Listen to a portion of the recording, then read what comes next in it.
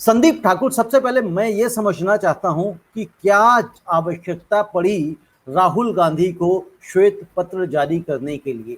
क्या वो पॉलिटिक्स में रहना चाहते हैं, इसीलिए कहीं ना कहीं कभी ट्विटर पे कुछ लिखते रहते हैं, या इस तरह की जो कहते हैं ना पैंतरेबाजी, तिकड़म, प्रोपोगंडा वो करते रहते हैं ताकि वो लाइमलाइट में बने रहें? नहीं, राहुल गांधी ने जो व्हाइट पेपर जारी किया है वो एक विपक्ष का नेता होने के नाते उनको ये करना भी चाहिए था।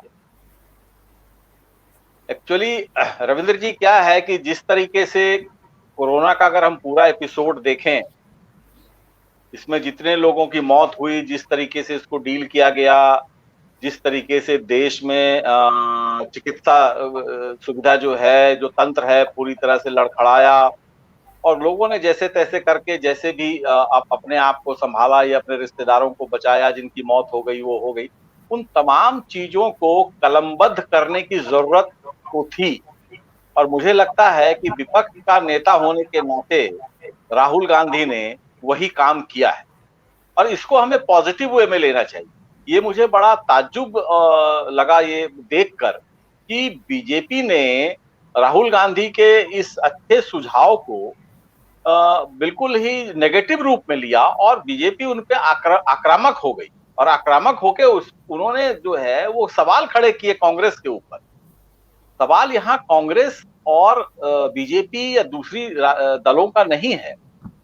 ये नेता बार बार कहते हैं कि कोरोना से हमें मिलकर लड़ना है, कोरोना से हमें मिलकर लड़ना है, लेकिन जब कोई अच्छा सुझाव, अच्छा सजेशन देता है तो फिर ये राजनीति शुरू हो जाती है हमारे देश में। ये बड़ा दुर्भाग्य है हमारे देश का। ऐसा नहीं है कि राहुल गांधी ने कोई अजूबा या अचंभा काम किया हो।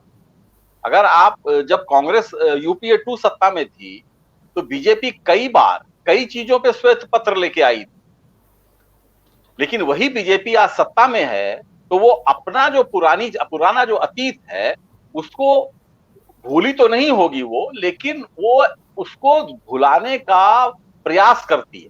वो ये दिखाना चाहती है कि साहब ये जो दूसरी विपक्ष की जो पार्टियां हैं वो जो कह रही हैं वो बिल्कुल जो है वो बेकार है, बकवास है, लेकिन ऐसा है नहीं। मेरा मानना है कि श्वेत पत्र देश हित में है।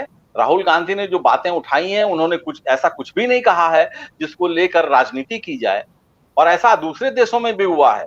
अमेरिका में तो बाकायदा संसदीय समिति गठित की गई है इस बात के लिए कि कहां हमारी कमियां रहीं, कहां हम फेल्योर हुए कि कोरोना से इतने लोगों की मौत हो गई। लेकिन हमारे देश में ऐसी कोई जांच समिति, कोई संसदीय समिति अभी तक गठित नहीं हुई। तो ये काम जो है ये तो देश हित में है। हमें अपनी कमियों को सिर्फ अच्छाइयों का ढिंढोरा पीटना ही की जरूरत नहीं है। हमें अपनी कमियों को भी देखना चाहिए और बिना हम कमी को देखे हुए उसमें सुधार नहीं कर सकते हैं।